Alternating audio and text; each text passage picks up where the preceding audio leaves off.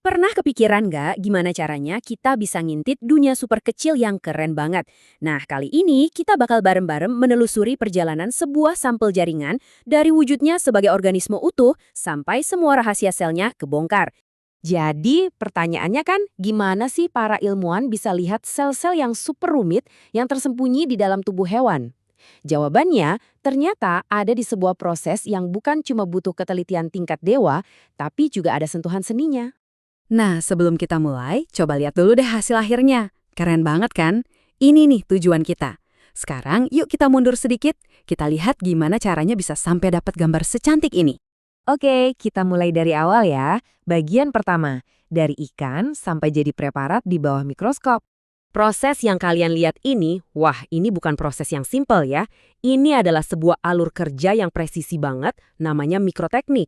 Intinya, ini mengubah organisme hidup jadi spesimen ilmiah. Nah, diagram ini kasih kita gambaran besarnya, semua tahap penting yang harus dilalui. Lanjut, kita masuk ke bagian kedua, persiapan blok jaringannya. Nah, di sini kita bakal fokus ke proses ngubah jaringan yang tadinya lunak jadi blok padat yang siap buat dipotong-potong. Jadi, untuk nyiapin spesimen ini, ada beberapa tahapan kimia yang penting banget. Ada fiksasi, dekalsifikasi, dehidrasi, clearing, sampai infiltrasi parafin. Tujuannya apa? Biar jaringan yang lembek itu jadi blok yang stabil, sempurna, dan siap diiris tipis-tipis.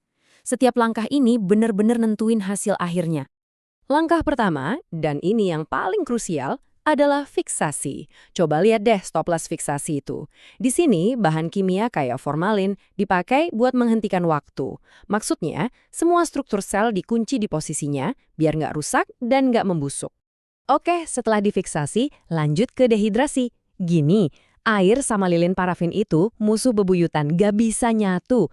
Jadi, semua air di dalam jaringan harus dikeluarin. Caranya, jaringannya direndam pakai alkohol yang konsentrasinya makin lama makin tinggi, mulai dari 70%, 95%, sampai 100%. Proses ini pelan-pelan narik semua molekul air keluar dari jaringan. Dan ini dia langkah terakhir di tahap persiapan. Infiltrasi parafin. Biar gampang, bayangin deh, kita mau motong buah yang ada di dalam agar-agar. Pasti lebih gampang kan motongnya? Nah, idenya persis kayak gitu. Jaringan yang udah kering kerontang tanpa air tadi, sekarang direndam di parafin cair yang panas. Parafin ini bakal masuk ke semua celah.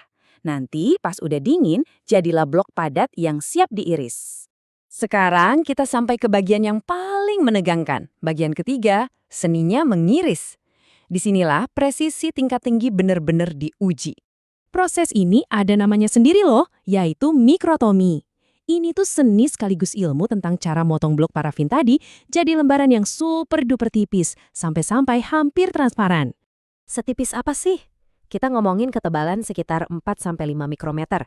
Biar kebayang, sehelai rambut kita itu tebalnya sekitar 70 mikrometer. Jadi, irisan ini lebih dari 10 kali lebih tipis dari sehelai rambut. Kebayangan tipisnya kayak apa? Nah, buat bisa motong setipis itu, jelas butuh alat khusus. Namanya mikrotom. Anggap aja ini mesin pengiris daging versi laboratorium, tapi jauh lebih canggih. Setiap kali rodanya diputar, pisaunya yang tajam banget itu bakal mencukur lapisan super tipis dari blok parafin, jadi kayak pita irisan yang panjang. Oke, lanjut ke bagian 4. Ternyata bukan cuma mesinnya yang canggih, presisi pisau dan sudut potongnya juga jadi kunci. Soalnya, ternyata tiap jaringan itu beda-beda karakternya. Buat jaringan yang lunak, kayak hati, pisaunya pakai yang profil rendah.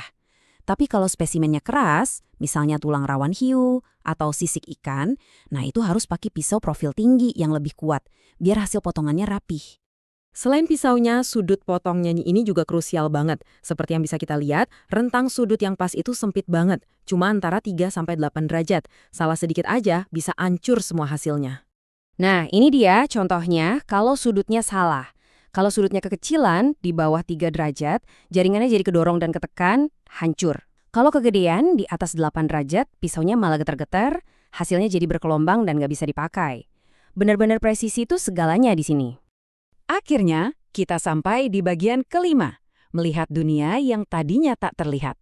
Yuk kita lihat hasil dari semua proses yang rumit tadi. Setelah irisan yang super tipis itu ditaruh di kaca preparat, ada satu masalah. Jaringannya kan transparan, jadi nggak kelihatan apa-apa. Nah, disinilah pewarnaan masuk. Pakai pewarna kayak hematoksilin dan eosin, bagian-bagian sel yang berbeda jadi kelihatan.